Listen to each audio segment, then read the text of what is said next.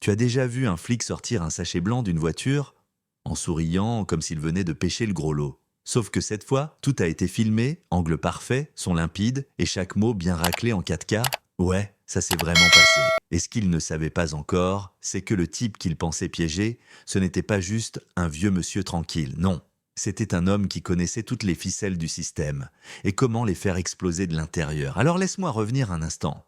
Un mercredi après-midi, ciel gris, air lourd, comme si l'orage hésitait à tomber. Devant le portail du collège Saint-Félix, les enfants déboulaient comme une vague après la cloche. Une voiture, une vieille Peugeot bleue, se gare doucement au bord du trottoir. Au volant, Monsieur Malik Diouf, 72 ans, chemise impeccable, lunettes dorées, calme comme un dimanche matin.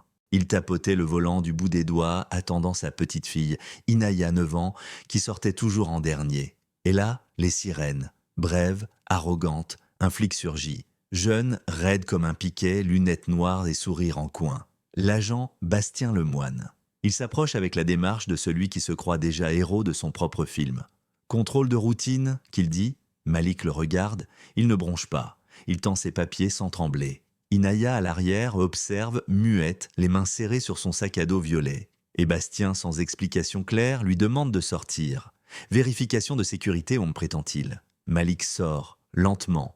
Pas un geste brusque, pas une plainte. Et là, bingo, le flic se penche, fouille sous le siège passager et comme par miracle, sort un petit sachet zippé, rempli de poudre blanche. Ça c'est à vous peut-être ? Pas d'émotion sur le visage de Malik. Rien, juste un regard vers la caméra accrochée au lampadaire de la rue. Et un micro-signe de tête presque imperceptible vers le gamin de l'autre côté de la rue. Un ado, téléphone à la main, qui filmait la scène, les yeux grands ouverts, le piège, venait de se refermer, pas sur Malik, sur Bastien. Parce que ce qu'il ne savait pas, c'est que non seulement le gosse filmait, mais aussi que la caméra de bord de sa propre voiture avait tout enregistré. Le ton, les gestes et même le moment où il sort le sachet de sa propre poche.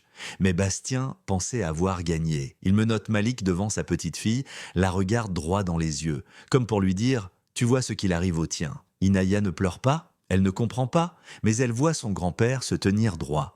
Et elle s'en souviendra longtemps. » Au poste, Bastien rédige son rapport en vitesse. Langage bien huilé, phrases toutes prêtes, les mêmes que dans ses autres dossiers. Ce n'était pas sa première découverte accidentelle. Mais dans une petite pièce sombre, au sous-sol du commissariat, un autre flic regarde la vidéo. Nom, capitaine Elias Bertrand. 15 ans dans la police, désillusionné mais pas encore brisé. Il revoit la scène 6 fois. À la 7e, sa mâchoire se crispe. Il pose la télécommande, prend une longue inspiration et décroche son téléphone. C'est là que la contre-attaque commence. Le procès devait être une formalité.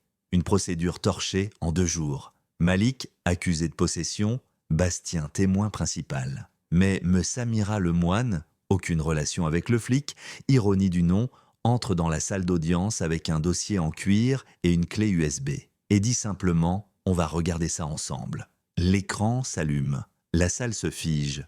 On voit tout. La fouille sans raison. Le sachet glissé sous le siège. Le ton condescendant. Les regards échangés. La petite fille, pétrifiée. Et puis, silence. Un silence lourd, chargé, qui ne demande aucune explication. Le juge regarde Bastien. Vous avez quelque chose à dire ? Mais Bastien se tait. Il sait. Tout le monde sait. Mais l'histoire ne s'arrête pas là. Non.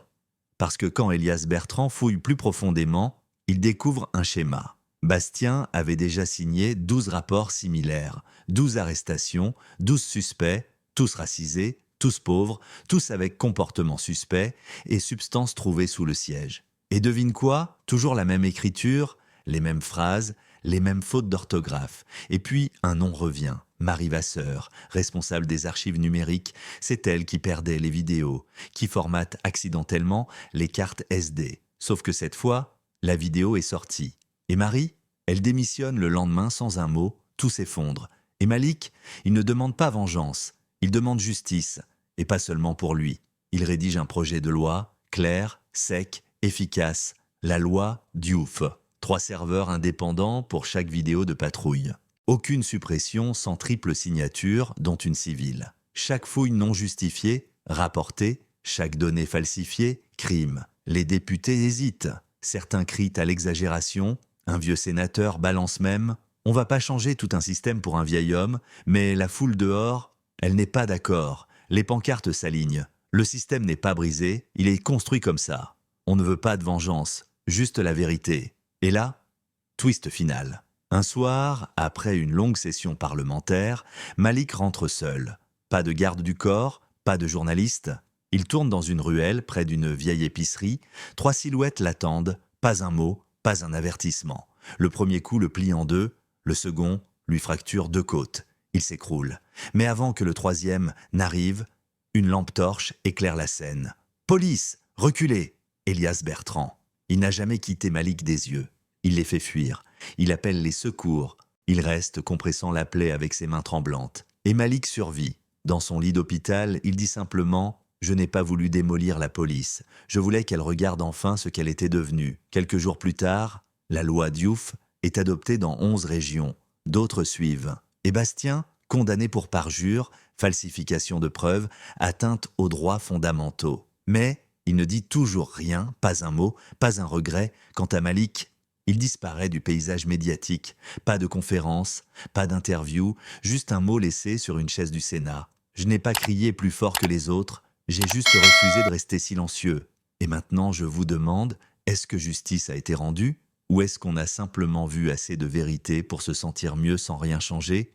Dites-moi ce que vous en pensez dans les commentaires. Le système est-il défaillant ou parfaitement fonctionnel pour ceux qu'il protège? Et surtout, qu'auriez-vous fait à la place de Malik? Parce que parfois, la seule chose qui sépare un mensonge de la vérité, c'est quelqu'un qui refuse de détourner les yeux.